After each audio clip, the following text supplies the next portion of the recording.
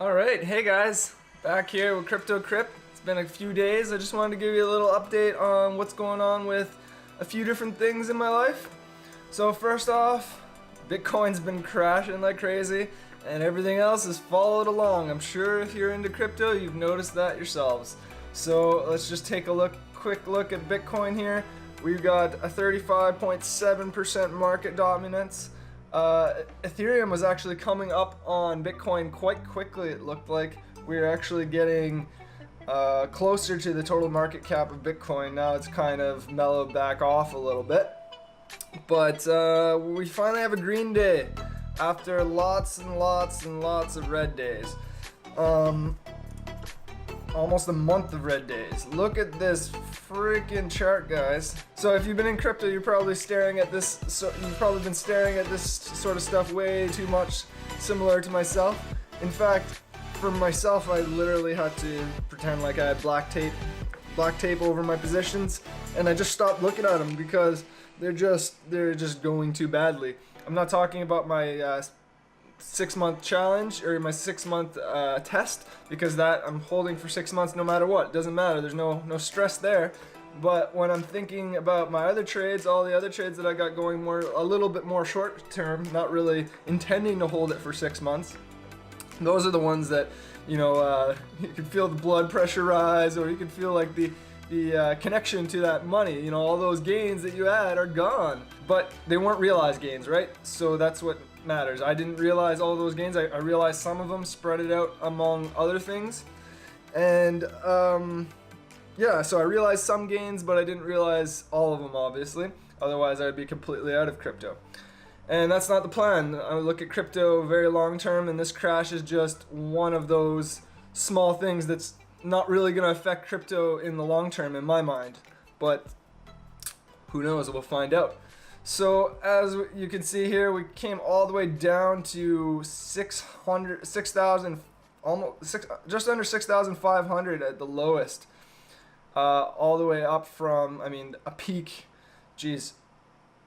almost a month ago, just less than a month ago, about 10 days less than a month ago, we had our peak up here at just shy of 20,000 USD.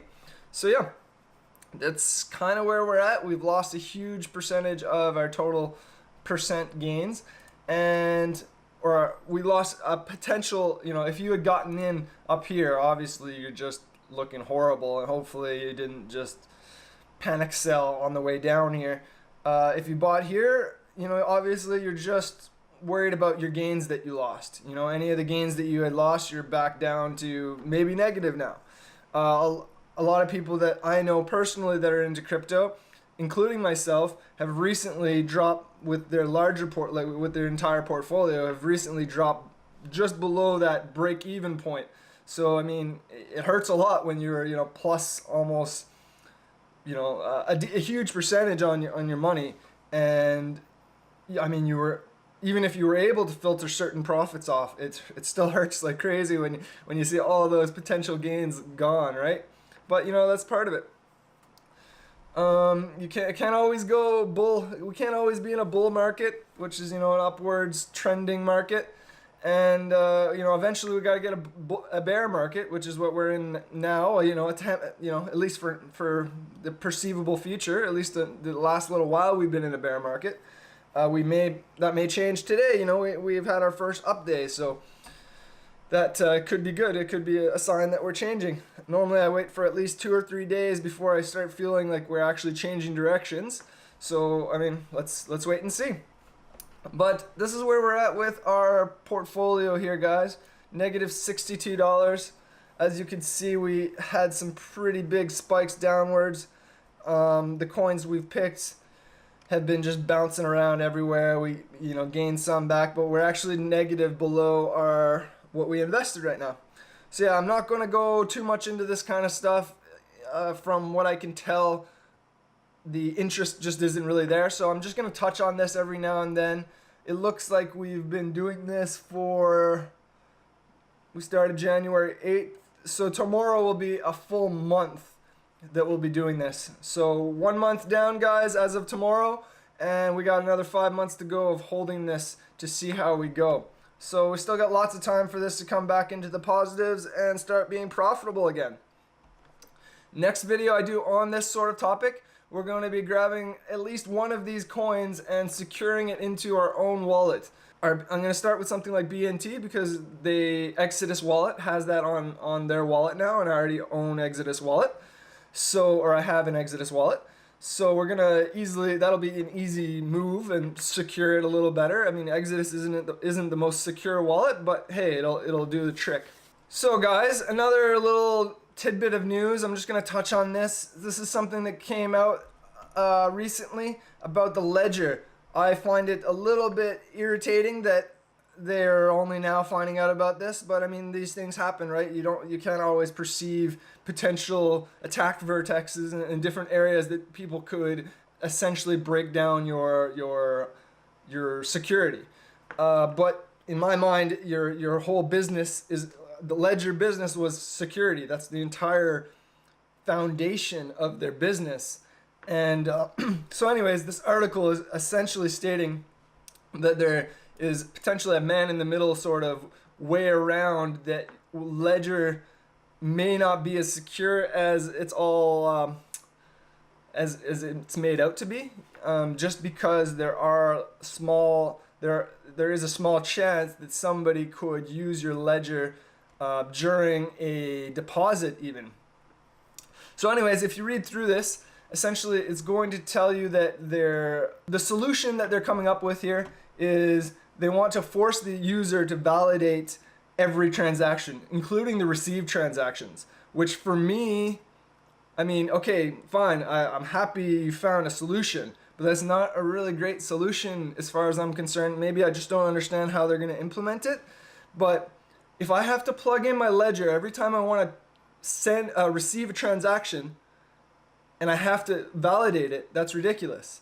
Unless the transactions somehow pile up on the Ledger and then I can go through, plug it in one time and validate them all one at a time, that's ridiculous. I don't have the time, and nobody should have the time to, oh, somebody is sending me Bitcoin, or somebody's sending me this particular coin. I'm going to plug this in and validate the transaction. That made sense for sending transaction. That's an extra layer of security. And I understand why they want to implement it onto the received transaction if there's a loophole that can potentially be, make your funds not secure anymore.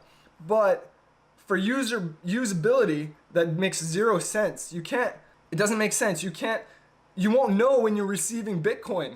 You won't know when your wallet just happens to receive Bitcoin if somebody randomly sent you Bitcoin as a gift or whatever, unless you actually physically made the transaction yourself.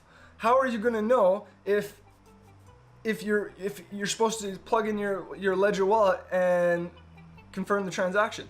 So anyways, this is just early stages of this. They haven't implemented the change, so we'll see how it turns out. But so far, I'm not the biggest fan of their solution. But what are we gonna do, right? As far as my concern is security with the Ledger. So if that's the only way that they can make it secure, then I suppose that's the way I'm gonna have to do it. From what I can tell, or from what this article states, it's a system that the Trezor uses anyway. So if you were using a Trezor, you would most likely already be doing that sort of system for receiving transaction. So there's probably something I'm not understanding. It's probably not as fumbly as it sounds, but just initially I wasn't a huge fan of this idea, or the fact that, of course I wasn't a huge fan of the fact that my so-called secure hardware wallet was going to be hackable, or is hackable. So, as far as I'm concerned, that's false advertising on Ledger's end. They should be figuring something out to fix the issue, not by removing functionality for the user. But that's just my own opinion. So guys, that's going to be it for today. I just wanted to make a quick video. Ended up being a little longer than expected. I wanted to thank all of you guys for your interest, the subscribers, everything else. I really appreciate it. It means a lot that some of you are interested in what I'm talking about here. And I'll continue to do these videos. Now the only thing is I am going to be cutting back on the number of videos. I've been just like too flat out with making videos all the time lately. So I'm probably going to cut back to, 1 or 2 videos a week rather than the, 1 video every couple days. It's too much work between this channel and the other channel and the other things I'm into. Right now I'm trying to teach myself how to develop websites and, become a developer because I currently don't have a job right now. And certain situations that I had planned to keep myself going in the meantime haven't worked out, and I'm not gonna rely on my crypto to keep me above, keep food on the table, certainly. So I gotta find other things, and I can't spend as much time on stuff like YouTube and creating content. Even though I love to do it, I'd love to do this every day if I could. I gotta focus on finances and getting money and getting food on the table. So that's where we're at right now, guys. Thanks a lot for watching. See you next time.